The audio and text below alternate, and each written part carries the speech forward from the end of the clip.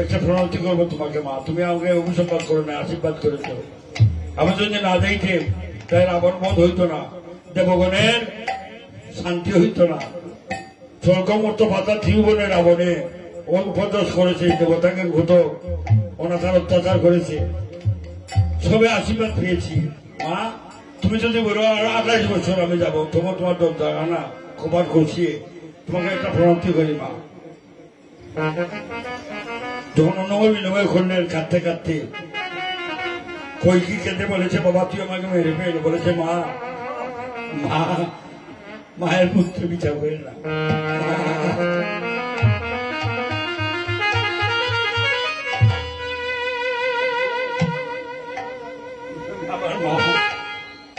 আমার পিতা আর কি তুমি যদিও মাথা বাচ্চা আশীর্বাদ করেছো,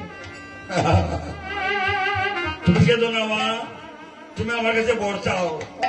তবু রামচন্দ্র বললেন যে তুমি আমার কাছে বর চাও, তুমি কেঁদো না মা। বলেছে বাবা রে নয় জল ছেড়ে দিয়ে তোর মতো পুত্র,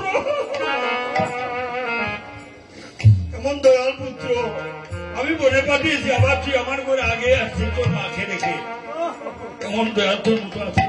আমি চাই তোর মতো পুত্রকে সম্মুখে যুগে যদি আমার জন্ম হয়, আমি যেন তুই আমার উদরে জন্ম নিবি, তোকাস তোমা তোমার বাঞ্ছা পূর্ণ হবে,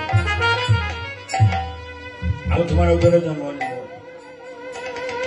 কৌশল্যের কাছে গেলেন রামচন্দ্র, মা কাঁদতে কাঁদতে অন্ধ, হাতে হাতে খুলে নিয়ে বাবারে রাম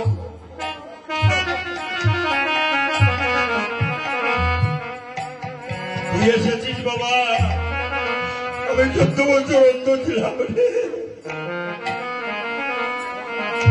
তোকে না দেখে মা মা কেতন আমি তো এসেছি, আমাকে খুলে নেও। আর খুলে বসলে মা তুমি যদি বল নিয়ে যাও আমার কাছে চেয়ে নাও, তুমি যা বলবে আমি তা বলবো, আমি কোনো কিছু চাই না। আজকে যে খুলে নিয়েছি তোকে, আমি চাই যদি সম্মুখে যুগে আবার পুত্র রূপে পাইতে তোকে আমার খুলে বসন নেবে, আমার স্থলের দুধ তুই পান করবি। তোমার বাচ্চা পূর্ণ হবে। ও